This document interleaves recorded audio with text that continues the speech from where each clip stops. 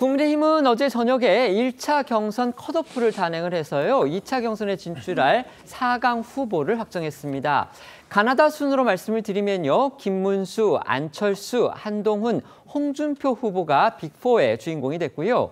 국민의힘은 관련 법규에 따라서 순위나 득표율은 공개하지 않았습니다.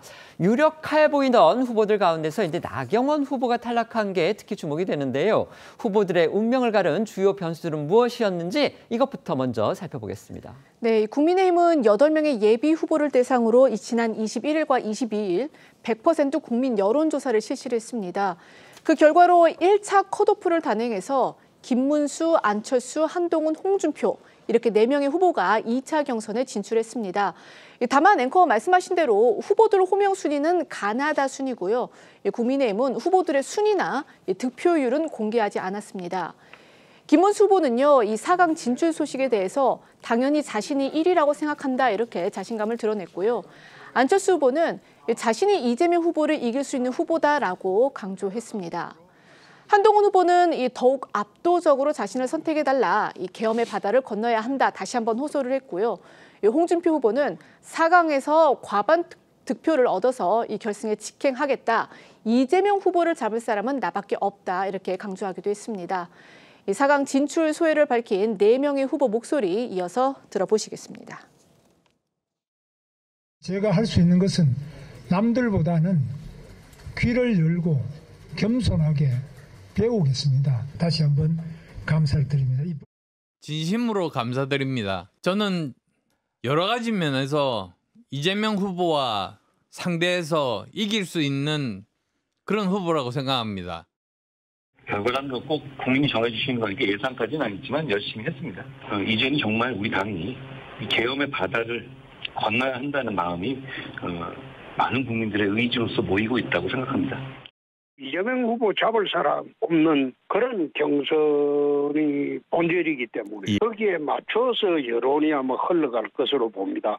같이 잡을 사람 나밖에 없으니까.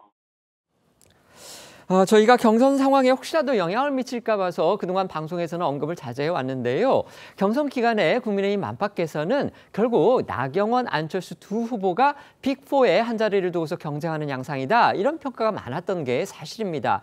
그런데 결과는 나경원 후보의 탈락으로 나타났습니다. 이를 둘러싼 정치권의 해석 그리고 분석들도 소개해 주시죠.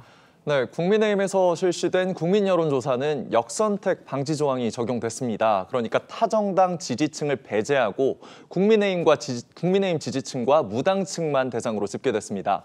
때문에 국민의힘 안팎에선 계엄이나 탄핵 등에 명확하게 비판 입장을 내놨던 안철수 후보와 윤석열 전 대통령과 소통을 이어갔던 나경원 후보가 어떤 성적표를 받아들일지 조사 대상이 아무래도 친보수 성향이 다수인 만큼 그래도 나 후보가 상대적으로 유리한 건 아닌지 주목하는 시선이 많았는데요. 결과는 전해드린 대로 안철수 후보 4강 진출, 나경원 후보 탈락이었습니다. 두 사람의 득표 차이가 얼마인지는 알 수 없지만 어떻든 결과 자체만 놓고 본다면 중도층은 물론 국민의힘 지지층 역시 대선에 승리하기 위해선 윤 전 대통령과 거리 두기가 필요하다는 판단을 한 것 아니냐는 해석이 나오고 있습니다. 특히 1차 컷오프 조사 직전 윤 전 대통령 이름을 내건 신당 창당 움직임이 불거진 것이 영향을 미쳤을 수 있다는 분석도 나왔습니다.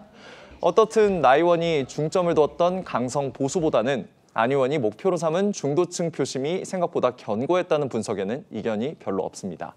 빅4에 오른 후보들 오늘부터 더욱 치열한 2차 경선 레이스에 돌입합니다. 관전 포인트 또 주요 쟁점으로 부상할 이슈 어떤 것들이 있을지 미리 한번 예상해 보시죠. 네, 빅4 후보들은 오늘부터 2차 경선에서 판가름 날 빅2에 진입하기 위한 진검승부에 들어갑니다. 네 사람이 각자 계엄과 탄핵 국면을 통과하면서 밝혔던 소신은 물론 과거 이력이나 대선에 대한 경험까지 각양각색이라 이런 부분이 각 후보들에게 약점이 될지 강점이 될지 어떤 이슈가 쟁점으로 급부상할지 정치권에 관심이 모아지고 있습니다. 당장 김문수, 한동훈 후보의 경우 윤석열 정부 장관 출신이라 공통점이 있는 만큼 향후 윤 전 대통령과의 관계가 쟁점으로 떠오를 가능성이 있고요.